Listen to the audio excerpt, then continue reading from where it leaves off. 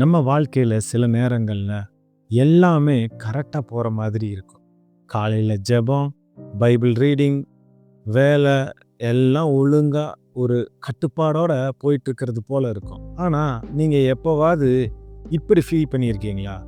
திடீர்னு பார்த்தா எல்லாம் நொறுங்கி போன மாதிரி ஒரு உணர்வு. நம்ம கூட இருக்கிறவங்கெல்லாம் ரொம்ப தூரமாயிடுவாங்க. மனசுக்குள்ள ஒரு பெரிய பாரம் வந்து உட்கார்ந்துடும். சின்ன சின்ன சந்தோஷத்தை தேடி ஓடியே வாழ்க்கையோட பெரிய நோக்கமே மங்கி போன மாதிரி இருக்கும். காலையில எழுந்திருக்கவே ஒரு எனர்ஜி இருக்காது. ஜெபம் பண்ண கூட அந்த வார்த்தைகள் எங்கேயோ காத்துல போற மாதிரி இருக்கும். அப்போ ஒன்று புரியும், இது உடம்புல வர்ற சோர்வு இல்லை, இது ஆவியில வர்ற சோர்வு. அந்த ஆழமான அமைதியில தான் தேவன் நம்ம கிட்ட பேசுவார். டோபமின். பைபிள் என்ன சொல்லுது தெரியுமா? ஆசை. இன்னைக்கு சயின்ஸ்ல டோபமின்னு சொல்றோம்ல, விஞ்ஞானம் இத நியூரோ டிரான்ஸ்மிட்டர்னு சொல்லுது. அதாவது மூளையில செய்திகளை கடத்துற ஒரு ரசாயன தூதுவன். ஆனா உண்மையை சொன்னா விஞ்ஞானத்திற்கே இது ஒரு முழுசா புரியாத ஒரு புதிர். இது ரொம்ப சிக்கலானது, காம்ப்ளிகேட்டட்.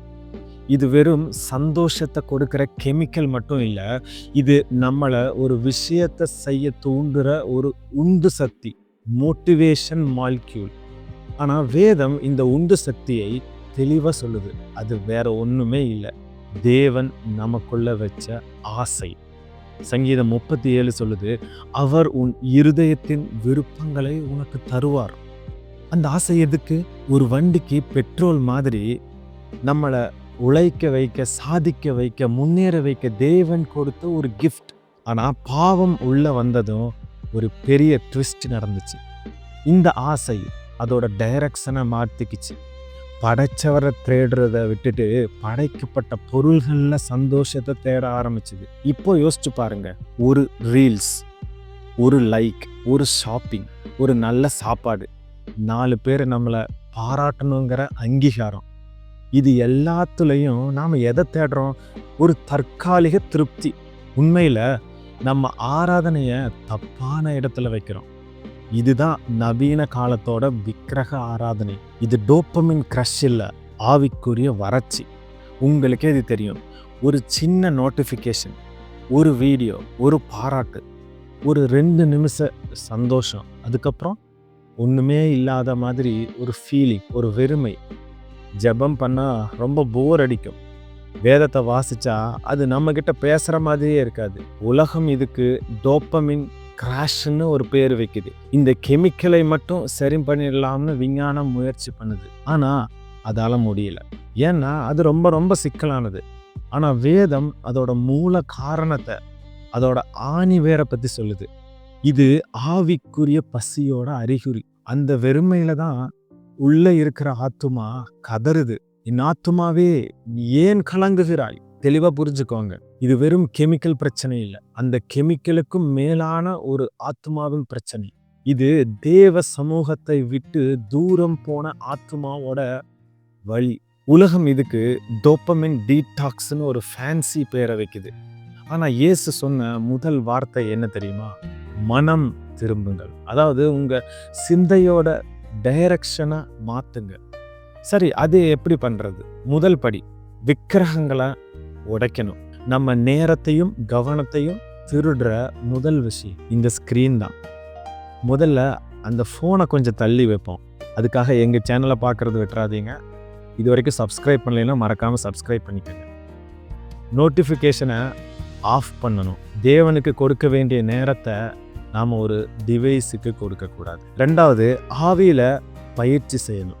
ஜெபம், உபவாசம், வேதம் வாசிக்கிறது, இது உங்களுக்கு இன்ஸ்டன்ட் கிக் கொடுக்காது. ஆனால் போக போக உங்கள் ஆத்மாவுக்குள்ள ஒரு அசைக்க முடியாத பலத்தை கொடுக்கும். 3வது, உள்ளே போகிறத சுத்தமாக வச்சுக்கணும். நம்ம உடம்புக்குள்ள என்ன போகுதுன்னு பார்க்குறோம்ல, குறிப்பாக சாப்பிடும்போது, அதே மாதிரி மனசுக்குள்ள எதை அனுப்பணுங்கிறத நாம தான் தீர்மானிக்கணும். அதை ரொம்ப கவனத்தோடு இருக்கணும். தேவையில்லாத சினிமாக்கள், பாவமான கற்பனைகள், கோபம், புறங்கூறுதல், இந்த குப்பைகளை உள்ள அனுமதிக்காதீங்க. 4வது, கர்த்தருக்குள்ள ஓய்வு எடுக்க கத்துக்கணும். சரியா தூங்குறது சோம்பேறித்தனம் இல்லைங்க, அதுவும் ஒரு விசுவாச அறிக்கை மாதிரி தான். நான் தூங்கினாலும் என் தேவன் எனக்காக கிரியை செய்து கொண்டிருப்பாருன்னு நம்புறது தான் உண்மையான ஓய்வு. 5வது, உண்மையான உறவுகளை கட்டி எழுப்பணும். ஃபோனில் இல்லை, நேரில் உங்கள் குடும்பத்தோட நண்பர்களோட நேரத்தை செலவிடணும். உண்மையான அன்பு தான் உலகத்தோட எந்த சந்தோஷத்தை விடவும் பெரியதுங்க. நோக்கம் இல்லாட்டி நம்பிக்கை இல்லை. இந்த எல்லாத்தையும் செய்கிறதுக்கு முன்னாடி ஒரு நிமிஷம் உங்களையே கேளுங்க. தேவன் என்னை ஏன் இந்த பூமியில் வச்சிருக்காரு? நான் வாழ்கிறதுக்கான நோக்கம் என்ன? எப்போ உங்கள் வாழ்க்கைக்கு ஒரு நோக்கம் கிடைக்குதோ அப்போது இந்த சின்ன சின்ன சந்தோஷங்கள் உங்களை கண்ட்ரோல் பண்ண முடியாது. பவுல் சொல்கிறது மாதிரி லக்கை நோக்கி தொடர்கிறேன்னு நீங்களும் சொல்வீங்க. நோக்கம் திரும்ப வந்தால் ஆவியில் அக்கினி திரும்ப வந்துடும். நமக்கு வேண்டியது சுகம் அல்ல, தேவனுடைய சமூகம். நாம் தேடுற உண்மையான குறையாத ஆனந்தம் நெட்ஃப்ளிக்ஸில், அமேசானில் இல்லைங்க, அது தேவனுடைய சமூகத்தில் மட்டும்தான் இருக்கு. சங்கீதம் 16 சொல்லுது, உம்முடைய சமூகத்தில் பரிபூர்ண ஆனந்தம் உண்டு. மோசே மலைக்கு போயிட்டு வந்தார், அவர் முகம் பிரகாசமாக இருந்துச்சு. ஏன் தெரியுமா?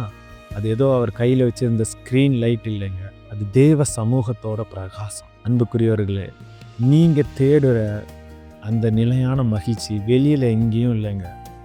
தேவன் அதை உங்கள் ஆத்துமாவுக்குள்ளேயே வச்சிருக்காரு. ஆனால் அதை திரும்ப எடுக்க நாம் அவர்கிட்ட திரும்பணும்.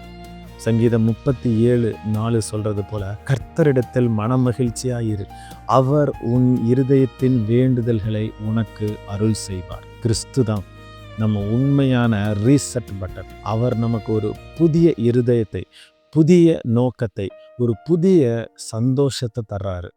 அதனால் சின்ன சின்ன சுகங்களை துரத்துவதை நிறுத்துங்க.